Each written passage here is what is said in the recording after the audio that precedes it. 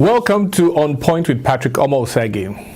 I'd love to hear from you. I always say this at the beginning of every show. My Twitter handle is PJ Osage. Please get in touch with me. I love to interact with you guys, out there. Again, I welcome you to On Point this week with Patrick Omosagi. You're watching me live. Not live, but you're watching me, and I'm here a couple of times during the week on Vineyard Television 15.8. So that's where I start today. Today, I'm really going to be discussing just one major topic, because it's something that I think has been in the background, especially in the Nigerian scene, but really almost all over Africa. But Nigeria seems to be taking the first step to doing this. So I'm going to discuss that, really the pros and cons of what. I'll let you know. But before I go further, this is something that really, we talk about it all the time on this program, in all African gatherings, or most especially in all Nigerian gatherings, and that is the issue of corruption. For heaven's sake, the latest we hear out of Nigeria is a snake swallowing 36 million naira. It is hard to really comprehend how we come up with things like this and why things like this continuously happen. Missing money. But the one good thing is that at least the office wasn't burnt down, because look, when I was growing up in Nigeria, the way you know that things are missing or money has been missing is that we just burn down the office and there goes all the files and all the evidence that you could have gathered. But JAMB office wasn't burnt down. A secretary, I think a money collecting secretary, is said to have misappropriated 36 million naira. And when questioning her, she had the audacity, the gall, to actually say that some spiritual snake swallowed 36 million naira. What I don't even understand is, how do we keep 36 million naira in an office? That is $100,000. There are multi-billion-dollar companies here in America that probably never have $100,000 in an office in cash. Why do we do these things? I'm telling you that some of those things are kind of pre-planned. Let's keep money in the office. We know at some time it's going to get missing. And that's the way I look at it. How do you keep that kind of amount of money in an office? Doing what? Companies that have sales in cash here in America, they probably go to the bank 3, 4, 5 times before the banks close at 5 every day, because they need to get rid of cash. Cash is very tempting, but we continuously do that in Nigeria. And then money goes missing, and then we come up with a ridiculous reason or ridiculous answer to the question, where is the money? A spiritual snake has swallowed 36 million naira. What a country. I know it's not a really good way to start, but it was really the only way to start, because I'm not pissed off because this happens all the time, but it's just something we keep have to go back to. Corruption. But let me welcome you all again to On Point with Patrick Omosagi. I've made my first point on corruption. It's just something we have to try to wipe out. And we have to find a way to really limit it. I think corruption is very difficult to wipe out, but we can limit it by doing the right thing. Don't keep 36 million in an office. It's very tempting. Someone's eventually going to take it. And this time, a spiritual snake swallowed 36 million naira. I'll take a quick break. When I come back, I did say I was going to talk on something really major. It's probably going to be the first in Africa, but it's something that has been percolating around Nigeria for many years. There are reasons for it that are going to be good, and there are reasons for it that are probably going to be bad. I'll introduce you to my next topic when I come back. So we'll take a quick break, and I'll be right back.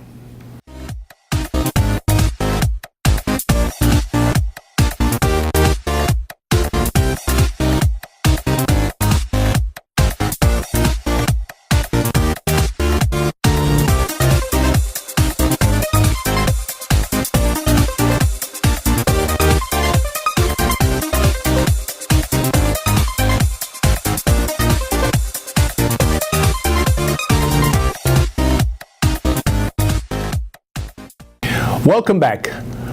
You're watching On Point with Patrick Omosagi. This is on Vineyard TV 15.8. It's a dial that you need to get accustomed to. We have really good programs, and this is one of the very good programs on this channel. So stick with this channel and you would have a lot of fun with, watching and listening to us. I have to make this point, and it's a big point, that it's the only other point I'm going to make in this program. Nigeria is considering going to state police.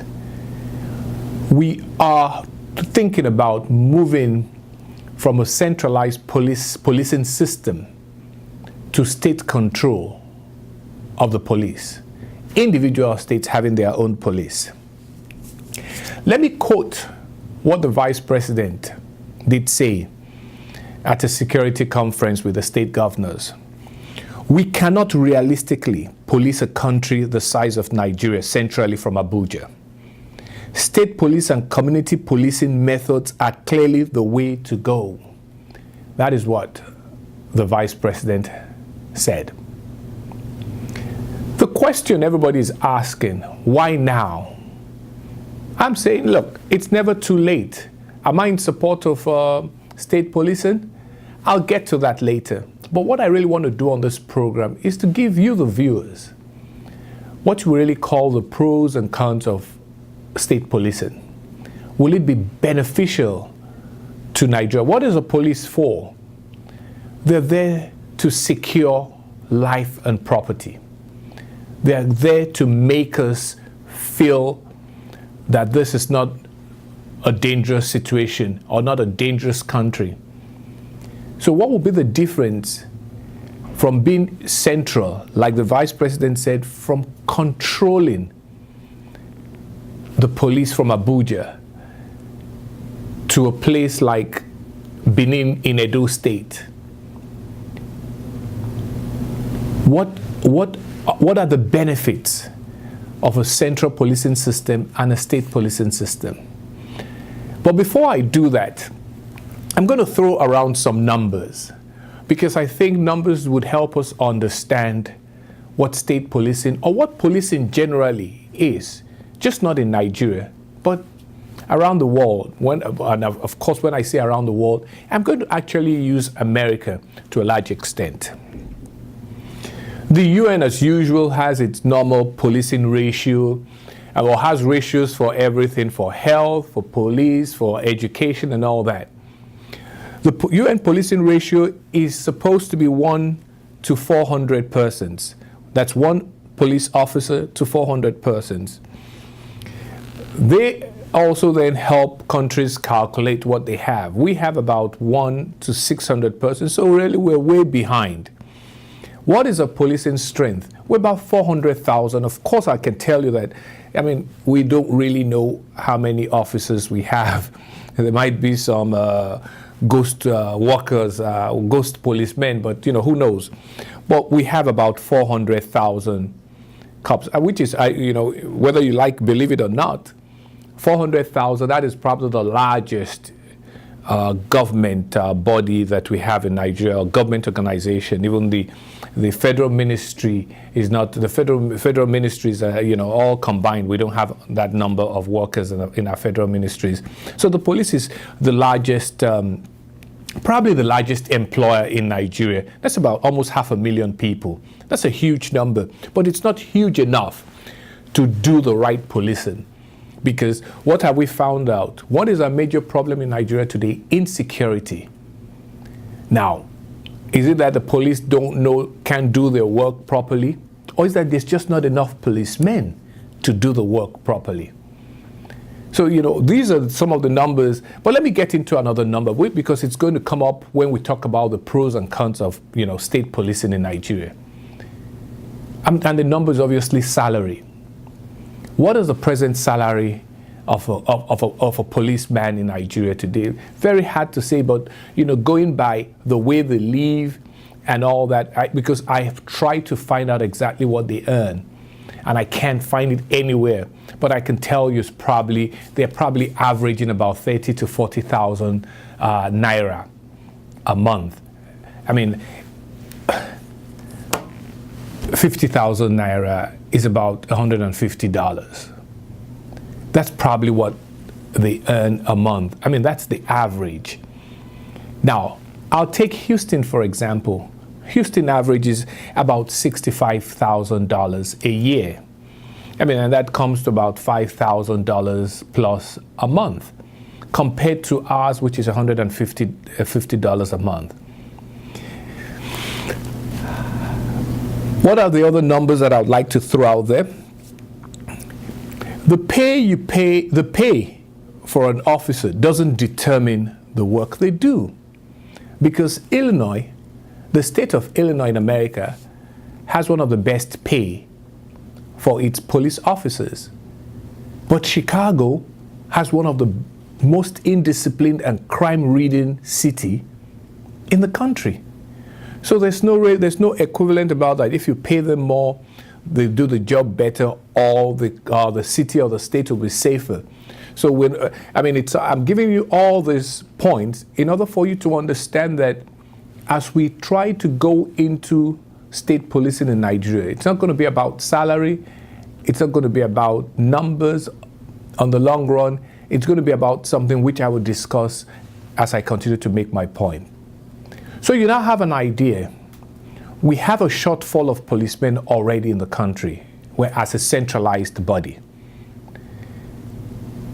That's what we do have right now. We have that problem. We also have a problem of pay.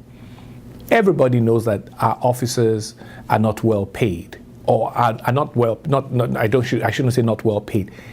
They're not adequately catered for. Now, what else do we know? What kind of training do they get? I mean, many years ago, there was a video that circulated. I think it was a video made by Channels, and they showed us how our police officers were living in training, how they were sharing food and how they slept and all that. I mean, I'm sure we're going to try to get that video and for you to see, so we're going to do that. But before I now go into the pros and cons of state policing, here's one last point on this, on the numbers on policing. How many policemen do we need in, say, a Lagos state? Are state governors going to hire the numbers they want? Are they going to overhire or underhire? That's going to be a question of numbers when we look into it. So I'm going to take a break. When I come back, I'll really start to look, I'll give you the points, first of all, of the advantages of having state police in Nigeria. That's the first thing we'll do when I come right back. So stay tuned. You're watching Vineyard TV. You're also watching On Point with Patrick Omosage. I'll be right back.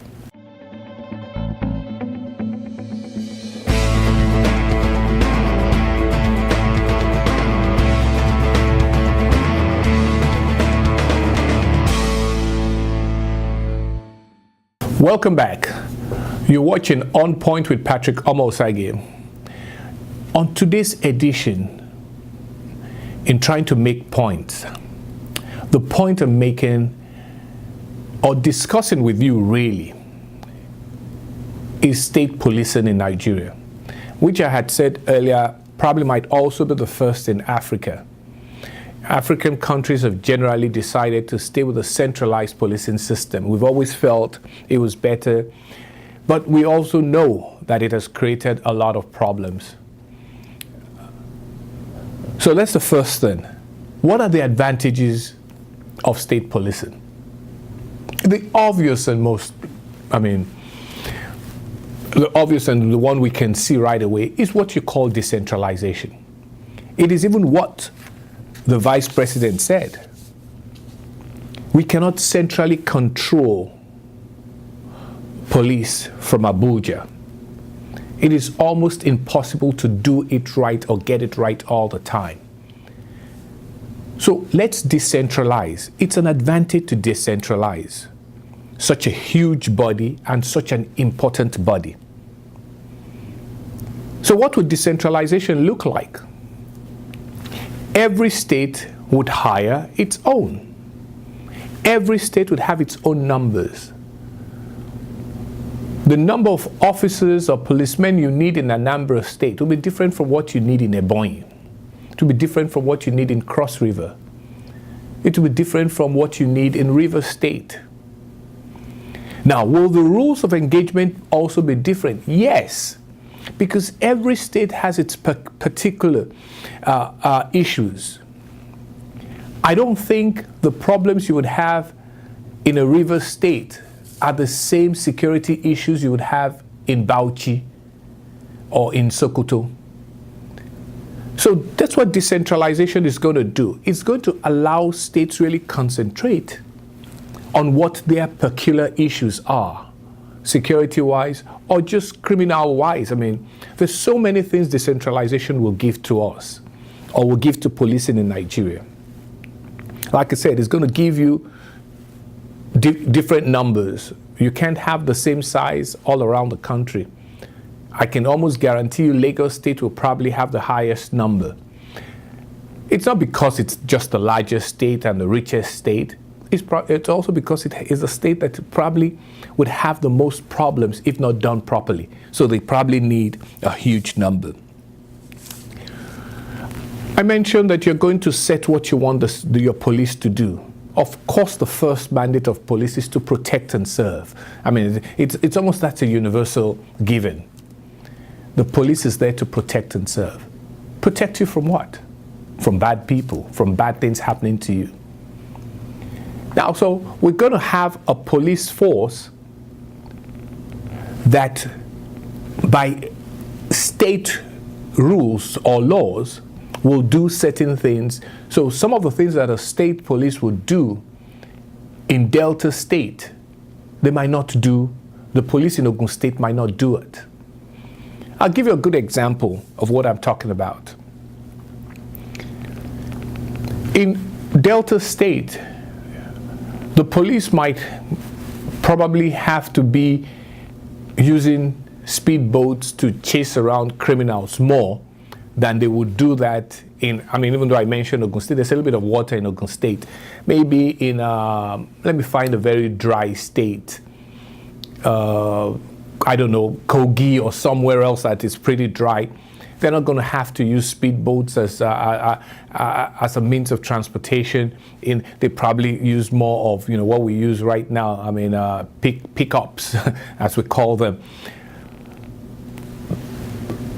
These are the things that really are advantages to the states to control what its police does, what their job is, primary job is. We say it's protect and serve, but they're going to differ from state to state, and that should be a positive. Another positive is really, I know people might not like this, but look, our police are going to become, I'll use the word tribalized. I mean, your first instinct, if you're in the present centralized police, now when they do decentralize and you're from Delta State, you're likely to want to go back home to be hired in Delta State. And I think the way they probably will do the transition is that they're going to actually make them move their services. And you'll be, I mean, I think your first offer would be you want to move your services to the state of origin. I know we're trying to get away from state of origin and all that stuff, but I think in this kind of situation, we don't have a choice. And there'll be a beauty and advantage in it. When your police officer is from your state, he is basically your neighbor. He's basically someone you know his family. You see, when you have a Bini police officer in Edo State, or even really anywhere in Edo State, people can trace, you know how we use names to recognize where someone comes from. These are advantages in good community policing, which the Vice President actually talked about. State police and community policing methods are clearly the way to go. And that's what it means. Community policing is about employing your kind of person. I remember those of us that live here in the United States, remember the Ferguson issue, the Michael Brown issue. What was one of the things that they decided to do after all that had blown over and had cooled down was to try to hire as many blacks in the Ferguson and the St. Louis area to be on the police force. I mean, that was one of the goals. That's community policing. You want to get enough of your people around your neighborhoods or your city to be part of working for the people. And I think that's an advantage. We can't do that when we have a central policing system right now. It's almost impossible to do because the police just gets transferred just like any other federal worker. So you could be from Cross River State, from Akwa Ibom, and you end up being a police officer in Sokoto. First of all, you don't speak the language. Even though one of the things I say about the Nigerian military or paramilitary, like the police and all that, they eventually get to speak a lot of languages because they move around so often that they learn the language. But that doesn't still make them part of that community. I think decentralizing, or one of the great advantages of having a state police will be hiring our types. States will be hiring their people, all their types, let's put it their types, because Lagos State in particular is probably going to hire a lot of other people who are not state, who their state of origin is not Lagos, but who were born and bred in Lagos is still hiring your type. I'm going to take a break. When I come back, I'll give you my points on why state policing might be a very bad idea.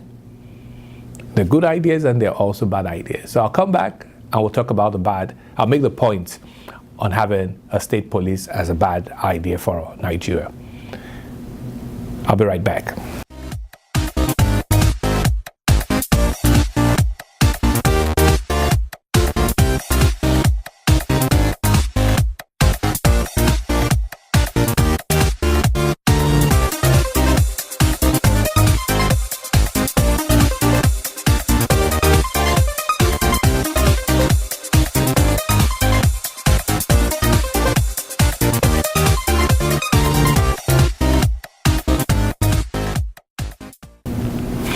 Welcome back.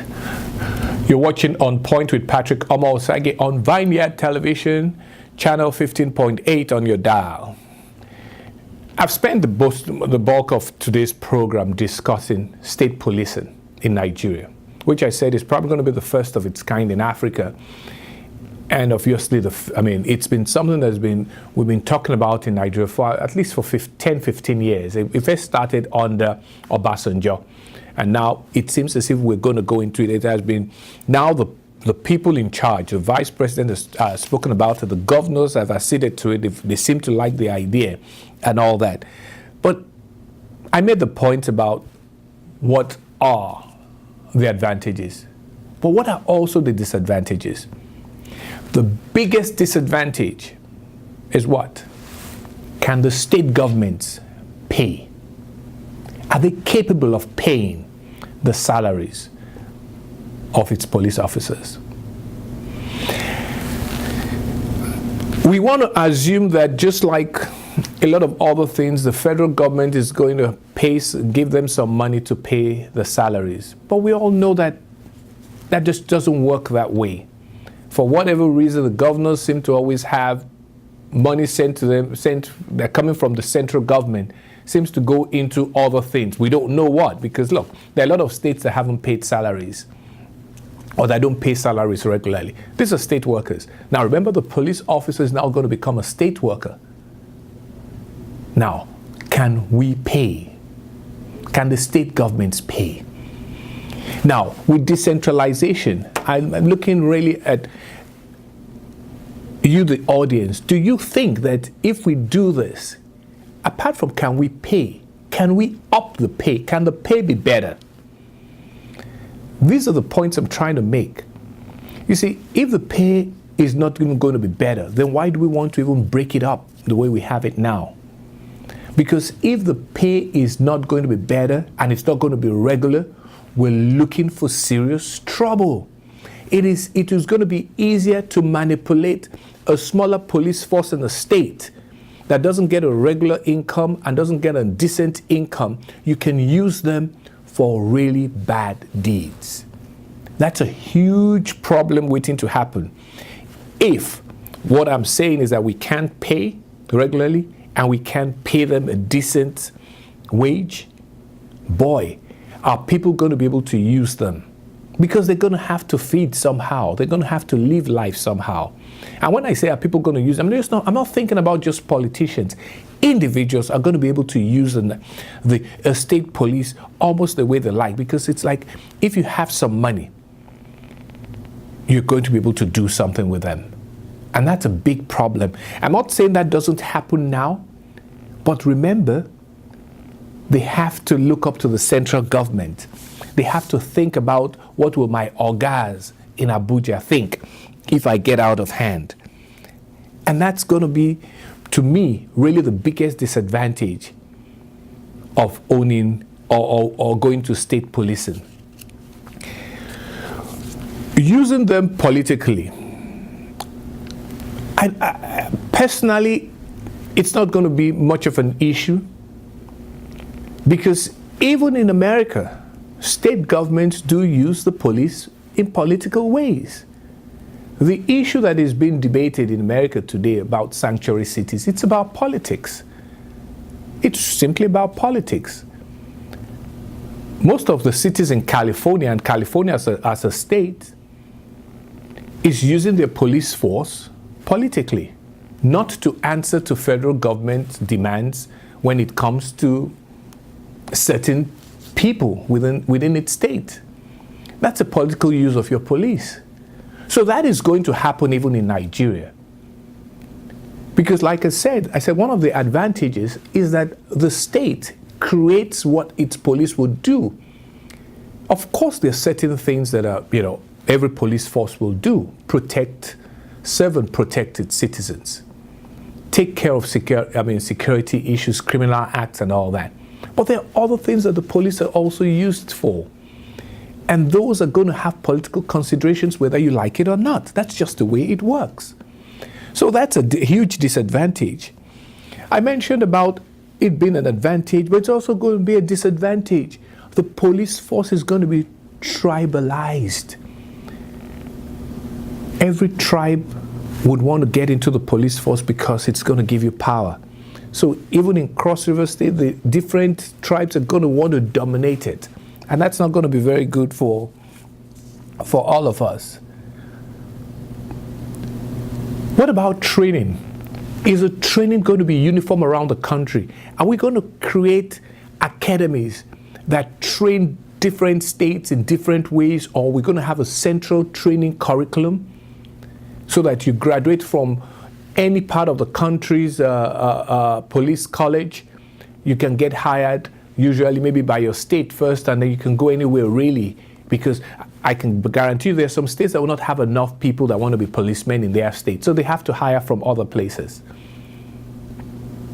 So look, these are issues that we have to talk about. But let me end this program with actually, I think, is the biggest disadvantage to state policing. Let's not forget that we already have some states that have some kind of what? Religious undertones in how they police their people. Now, can you imagine for a state that already has some religious undertones to policing its people, now having a state police? Can you imagine a state that has some form of Sharia court or Sharia laws controlling some areas of the state? Now they have the police under their control. That's going to be a huge disadvantage for those that don't particularly follow that religion, because now the state police is not necessarily going to be a religious police, but they are likely to implement, like I said earlier, which is an advantage, they're going to implement what the state wants. To me, that is the biggest disadvantage of having state policing in Nigeria. But it's a debate we have to continue to have. And it's going to be a long debate. And I hope we debate it really fully. I hope we all understand what we are getting into. Personally, my point is that I think we deserve a state police. I think Nigeria is big enough. I think we have reached that time in our society, in our life as a country, that we need to start to decentralize certain things, and policing is one of them. I hope to hear a lot from you. I'd love to, because this is a very important issue. We all have seen how it works here, for those of us that live out here. And we all hope that it can also work in Nigeria. So, till next week, you've been watching Patrick Omosage on Point. I hope I've made my points very straightforward to you. So I'll see you all back here next week. Bye-bye for now.